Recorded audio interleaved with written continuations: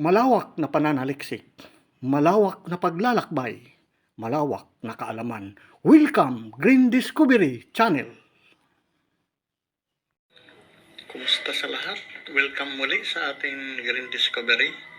At ngayong araw, mayroon naman tayong ngayon i-discovered nga itong atin ngayon topic ay isang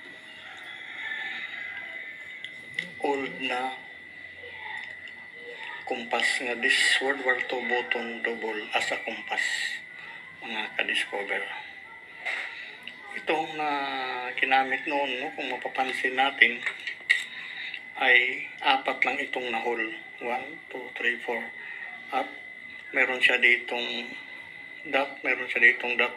Kung makikita natin ay talagang mahirapan ang ating pag-analyze dahil wala itong mga number nung ginamit nila itong kapanahunan.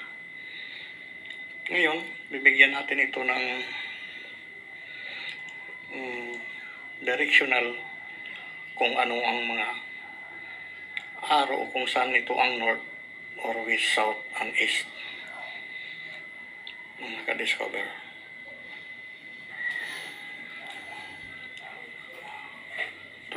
Ito na. Mayroon na siyang ditong arrow, north 360, 45 degrees is northeast, east 90 at saka south 180 at 270 degrees. Na-prove na siya na kumpas na talaga. Kung sa una, kanina ay hindi natin siya ma-identify. Pero ito yung ginamit na this World War II button double as a kumpas. Ito sa ilalim ay ito yung may ikot sa taas. Kung mayroon pala dito dot, kung makita sa bato na ganito o saan man object kahoy, ay sabi nila nga compass direction. Na-prove na siya.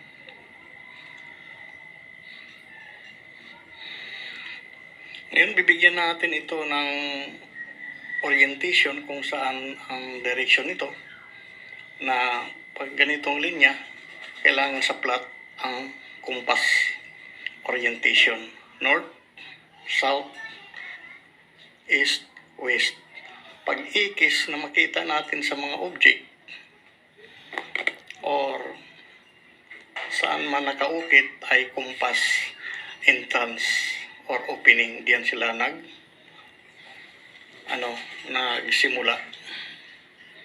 Magaw pa ay diyan sila nag-open sa kanilang sekreto na activities na tinago nilang mga wealth.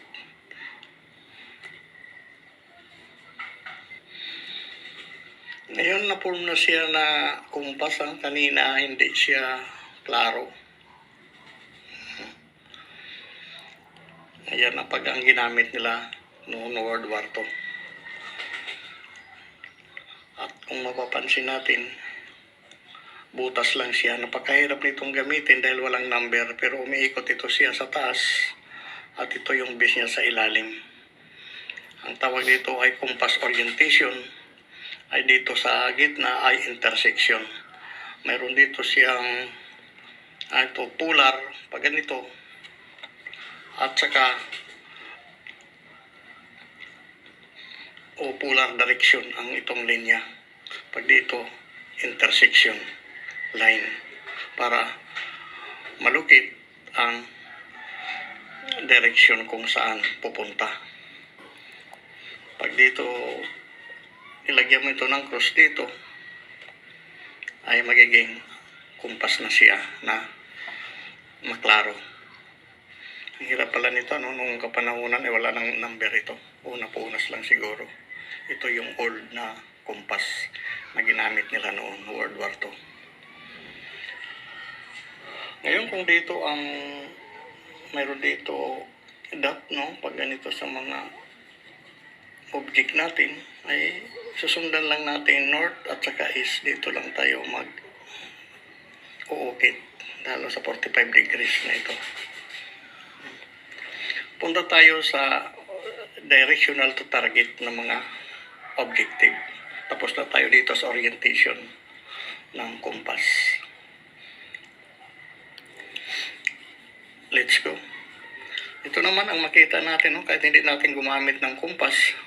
At dito, mayroon siya arrow dito na yung target. Kasi naiiba yung mga bato dyan sa paligid. Ayan na. Direct to target ito. Mayroon siya dito, mapapansin natin ito. May arrow siya no, dito. Tinuturo siya papunta dito sa ano ito, square na may simento. Makikita natin ito. No? Ayan. Naiiba. Yung kahit hindi ito gamitan ng compass, direkta na dito natin i-explore. Meron dito bato, meron dito kahoy. Ayan. Ay pulse ito nga dry. At yan ang target. Next. Ang sunod ay ito, no? Sa bunganga ng kuiba, kikita natin ay closed tunnel at mayroon araw na form na malaking ito, parang ahas or ibon, ay dito lang. Kahit hindi nagamitan ng compass, dito siya sa sa baba. At ang sikreto pa nito, mga linya nito, ay ito, pabalagbag siya, araw papunta doon sa kanya left side. No? Pero dito sa bunganga, mayroon siya diyan objective. Mapapansin natin itong araw ay klaro na papunta dito siya. Ngayon sikreto. Akala natin dito sa baba, pero mayroon pa siya doon isa na target. Mga ka-discover dito siya. Dalawa dito sa baba. Basta bunganga na closed tunnel, entrance ay meron talaga dito siya sa sa entrance na inuupuan dito ng yung araw na ito pag ganito papunta dito, direkta dito kay Tikbalang. Ay sorry, tao pala ito mga ka-discover. Kala ko Tikbalang. Ako po, no? Dito sa inupuan ni Tikbalang. Ay, naku, na naman, Tikbalang na naman. Dito sa inupuan ni Manong. Naka-discover. Sorry, no? At nabanggit natin yung tagabantay. Tikbalang. Next ay ito, Eagle Stone, ginamit ng World War II. Kung dito natin pupunta ay nakatutok siya dito, direkta na. Ito na eagle, no, na ito makikita natin at mayroon na siya ditong arrow, linya pababa, directional na ito kung saan.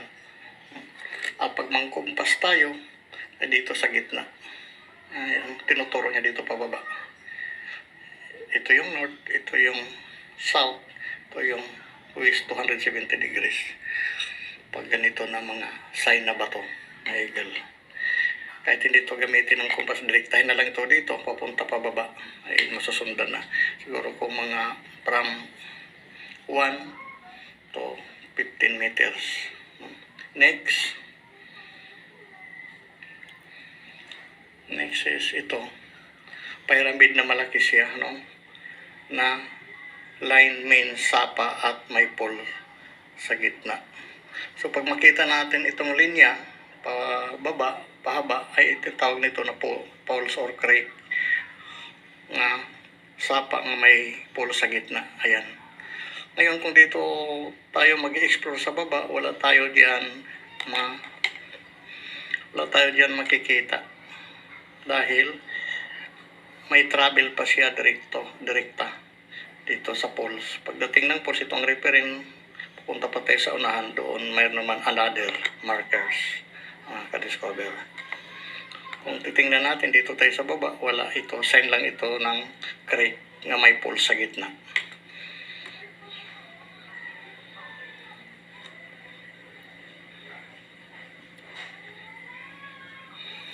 Ito namang kasunod ay ito ang kahit hindi gamitan ng kumpas, puno ng kahoy, butas, kinain ang bato, treasure under. Ito sa gitna ito ng sapa. Mga nakadiscover. Dito dumadaan yung tubig, tinakpan ng butas, ay siguro automatic dito sa ilalim ang ating exploration. Next is ito. Ang susunod na ibig sabihin nito ay triangulation remarkers ng coconut centuries will scattered 1, 2, 3. No, may opening siya dito. Cave sa una. Talakay na natin yung nakita na natin yung cave. Triangulation object ang pinapahiwatig nito na naka-scattered yung target dito sa lugar. Kaya nagkaroon sila ng remarker sa puno ng nyug.